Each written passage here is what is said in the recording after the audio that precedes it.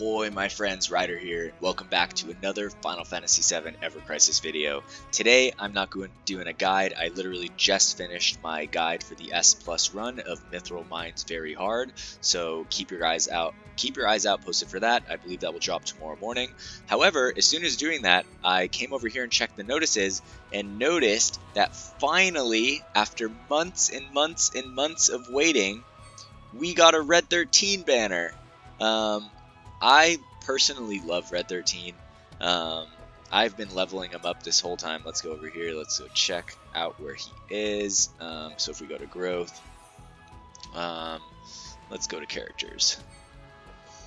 Alright, so as you can see, I have Red 13 level 65, even though I literally barely use him. I found a lot more use with Barret, especially with the assault gun. I've kind of let Glenn and Matt trail behind at 55, mostly just because if there's something that I want like a challenging fight for, I can use them at these lower levels. And then Lucia is probably my third, but these guys right here, like 1, 2, 3, 4, 5, 6, 7, these 8 right here, I really want to level them up. Although, since we now have a new level drop, so let's go over here, let's check out the notices, let's see what's going on right here. Alright, so here we have the January co-op content schedule. Alright, so it looks like we're getting the Behemoth, the Airbuster, so these are going to be the new co-op fights. So we have the Specimen, Blue Dragon, Mad Anchor. I just checked all these. I already have the crystals for all of them. I'm guessing that you guys do too. However, if you don't, go in there, get those first clears, help other players out, and get those crystals. Then it looks like we'll have the Mole Crawler, Spooky Balloon, and then the Vajradhara Wu and Tai. And then it looks like we are going to be getting some Sephiroth specific weapon parts. So for those of you trying to raise the Kuja Spirit Blade, that's going to be great. Yuffie specific parts would be great, and Zack as well, also for Matt. Alright, so that looks fun. Now we're going to have the character maximum level increase, 65 to 70. Personally, I think these are coming too fast. I don't like constantly having to grind this stuff out. It's boring. They need to drop skip tickets or some type of auto repeat system that's in the game. Background farming would be amazing. I know they're not going to drop this stuff until later. It's always like this with gacha games. But personally, I think these are coming out a little too fast. I think it would be better more like 8 to 10 weeks instead of more like 4 to 6 weeks is what it looks like right now. So I'm actually not going to be blitzing my characters up to 70. I'm going to be slowly leveling them up, and we'll see, because honestly, like, the memories are a pain to get. They're costing more and more memories every single time to level up these characters. So I think it's just a prompt to try and get people to buy memories, so I'm not really down for that. I'm excited that I think it will help people defeat certain content, because essentially the closer your level is to whatever you're fighting, the less damage it does to you and the more damage you do to it. So there are perks to it, but personally I think that these are coming out too fast. What do you guys think? Are the levels dropping too fast, or are they dropping the right amount? I'm curious to hear what you guys have to say. Alright, after that, okay, I'm going to save this one for last, because I'm so curious to see what his weapon is and Lucia's weapon. So let's look at the Golden Bomb Rush. So this is going to be something where you can do this battle quest. If you fight a Golden Bomb, you're going to get a large amount of character experience. So maybe this is to help us level up the character, since it's kind of the Evergrind process of doing that. But it looks like defeat Golden Bombs and Metal Bombs to gain a large amount of character experience and obtain exchangeable items. The question is, where do these bombs appear? Obtain exchangeable items such as Golden Bomb Medals and Bomb Medals, okay, that can be exchanged at the exchange. Also, by clearing the one-day quest every day, you can gain experience that can level up the characters in your party from 65 to 70. Okay, well, any quest could essentially level up your character from 65 to 70. Question is, how much experience is it going to give you between that? It looks like we're finally getting cloud-specific. Are these cloud-specific weapon parts? I hope they are, because I really would like to get my Zidane sword past OB2 or 3, whatever it is. Alright, now let's see here. Oh, so it does look like it is some type of event right here for the bombs. We're going to be fighting the Spooky Balloon with recommended elements Wind and Lightning. Physical and magic are fine, and there's no sigils. Okay, so it looks like defeat Golden Bombs and Metal Bombs by destroying a large amount of sigils. Equipping weapons with sigil boosting support material allows you to destroy sigils faster. Okay, we know this. And it is going to be one of those things where the more you have of a weapon, OB level, the more points you're going to get. That is fun, except for the people that don't pull on the banners. Then it makes everything a lot more difficult. Okay, so that being said, here is the new draw for Red 13 and Lucia. Oh no, we have to go back to look at it here. Alright, let's check it out. Okay, so the Canyon Gale inflicts up to 500% wind magic damage upon all enemies, reduces the magic defense of enemies when own HP is above 50%. Then we have Lucia's Thunderbird, which is Laser Spark, inflicts up to 540% lightning magic damage to a single enemy and reduces magic defense. Interesting. At first glance, I feel like these are a pass. I'm a little bummed. We're going to have to see if Red 13... Okay, so he is getting that debuff extension mastery right here. Extends debuff effect duration. But I believe Yuffie's extends buff and debuff extension. We're going to have to go check that out here. One sec. I think this is going to be kind of a check out the new notices / review of this banner video. So let's go in here. Let's first go look at Yuffie and see her costing. Okay, physical attack Yuffie. Oh yeah, okay, so this enhances buff debuff. Buff / debuff effect duration. Okay, so that's fantastic. Now let's go to the draw here. And let's look at this. We're not going to set a wish list right now. We're just going to look at this. Let's go to the details. And let's look at this Canyon Caller. Okay, so at base 5-star, it's going to deal 270% magic wind damage. Okay, so this is essentially, I think, made for the Mithril Mine. I just did my guide for the Mithril Mine Very Hard Crisis Dungeon for getting the S+, and all the random enemies in that, first of all the bosses have enemies accompanying them, which are weak to wind damage. And then the enemies you encounter are AoE weak to wind damage. So it looks like this was literally put out just for that event, but like, it looks like it's not as potent as you would want. So let's think here, at level 90, it's going to be 270%. When your HP is above 50% or more, it decreases magic defense. And I'm guessing it will go to high. Okay, so it can decrease magic defense to high.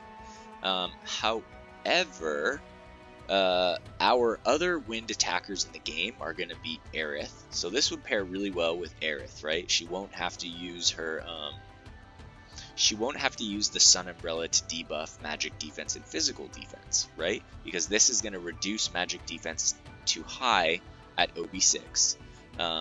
And then also magic defense is good because Aerith's Prism Rod is magic based. However, the fact that this is AoE and not single target, and he didn't get some type of wind costume, is just a little bit upsetting, I would say. So here we have magic ability damage plus 20%, magic ability damage plus 20%, and then circle sigil boost right here. Okay, so these look good. Overall, the weapon looks decent. At OB10, it looks good. I mean, boost magic attack and wind potency. The R abilities on this, for a sub-weapon on Aerith running like a wind goddess build, is fantastic. However, the question is, so if I'm thinking about Mithril Mine, right, and I'll show you guys the team that I just ran for Mithril Mine. Let's go here, solo party, here it is, right? So this is the team I ran for Mithril Mine. You guys will see the video tomorrow morning. The question is, where would you slot in Red 13? I guess you would put him over here with Sephiroth, right? Except for that Sephiroth was basically my biggest wind damage dealer in that fight. And those AoE attacks, they're not going to be nearly as strong as this. I mean, yeah, you'd have to get it to OB10, and then it's still doing 500%. It is strong for an AoE, for sure. It's probably the strongest AoE attack in the game, I think. So let's go here. Let's go to weapons. let's see. Let's look at Holiday Cheer. Where is it? I don't know where the Holiday Cheer is. Oh, it's right here. Okay, so this is 290% all enemies, but it is, however, a free event weapon. Let's filter to, let's say, Aerith and Zac. Alright, let's filter to Aerith and Zac, and let's look for AoE weapons that do damage. Alright, so here's Blizzaga.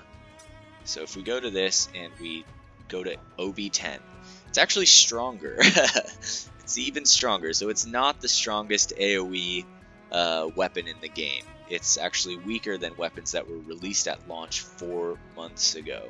So at first glance, I feel like this is a hard pass. The fact that this is not buff/debuff extension effect duration is also a bit of a letdown. I feel like people want to use Red 13, people want to use some of these characters, and they're just not getting the love. And it's like, when you give them something like this, which is so niche and almost feels like it's meant for literally one specific content, I just feel kind of let down. So for me, this is an easy skip. The costume itself, let's look at the costume. I don't even know how we can look at the costume, but let's see here. No, I don't think we can look at the costume. Let's see. Yeah, well, other than this picture right here, it would have been nice to rotate it. It does look cool. I like the vibe of it, his little poncho. Red 13 has always been one of my favorite characters. He's just a really cool character. However, I don't think I can, in good faith, recommend pulling for this weapon, especially as a free-to-play player. This looks like something for whales to dig their teeth into, create like a true wind goddess Aerith, and then occasionally be able to use Red 13. However, like, I think most whales already beat the Mithril Mine, so either there's more wind to come when it comes to new things to fight, or people are just going to have to go back to really utilize the damage on this. Unless they're trying to take us into like an AoE kind of meta, but in which case I feel like this would have need to be like 600% magic wind damage instead of 500%. But yeah, that's my overall thoughts. I am going to definitely pass on this, which is unfortunate because I've been waiting for something for Red 13. I thought this was an AoE damage wind in peril. If this was an AoE damage wind in peril, this would be awesome. Super awesome. I wouldn't have minded physical attack, magic attack, but it's, yeah. I think that we're probably going to get a wind in peril weapon relatively soon. So I think wait for the wind in peril over this. This has very niche uses and I think will not be super useful for a ton of characters and will probably almost exclusively be used as a sub weapon for Aerith when she's running Prism Rod. That being said, let's look at Lucia's weapon right here. So here we have at level 90 the Thunderbird. This is going to deal, wow, 340% magic lightning damage. It will reduce magic defense to mid at base. At OB6, it can go to high. And then at OB10, you're still only getting 540% magic lightning damage. I mean, it definitely is opening up Aerith to not use Sun Umbrella. However, like, our main lightning dealer is Cloud, and he wants physical defense decreased, not magic defense. So this doesn't even pair with our main lightning dealer. So personally, I think this is also a pass. These abilities are nice. Magic attack boost 1, magic attack boost 1, both nice. The sigil break is nice. And these are nice right here, the R abilities. However, unless they're about to launch some type of magic attack lightning character, which might be the next banner, guessing the next banner is going to be a lightning magic character. Just by seeing this, because this is useless as a sub-equip for Cloud right now. But yeah, I think for me, unfortunately, I was super excited about this, but this is a skip. I will not be collecting my gifts, which are right here. I've been collecting them since the last time, and got a good amount of stuff, but this is not the banner where I collect them. So unfortunately, I can't recommend for free-to-play players to go for that. However, if you're a whale and you love Aerith and running her on wind, I feel like Red 13's weapon will be really, really, really good. But for me, I think I'll pass. Maybe I'll wishlist it later on. Yeah, kind of sad actually. But so here it is, the Golden Bomb Rush. So it's not like we're going to be having random battles where these bombs randomly pop in. You can go into this quest and you can farm it. Looks like you can get some weapon parts and memories, and hopefully get a good amount of experience for leveling up the characters since the leveling cap just increased. Alright, well I think that being said, I think I'm going to cap this video right here. Maybe go start working on the Fort Tamblin Very Hard Guide for the S+. But that being said, if you guys liked this video, if you like what you hear or it helps you out in any way, please drop a like, leave a comment. I'm always happy to hear what you guys have to say. That being said, hope you all have a wonderful night, take care, and peace.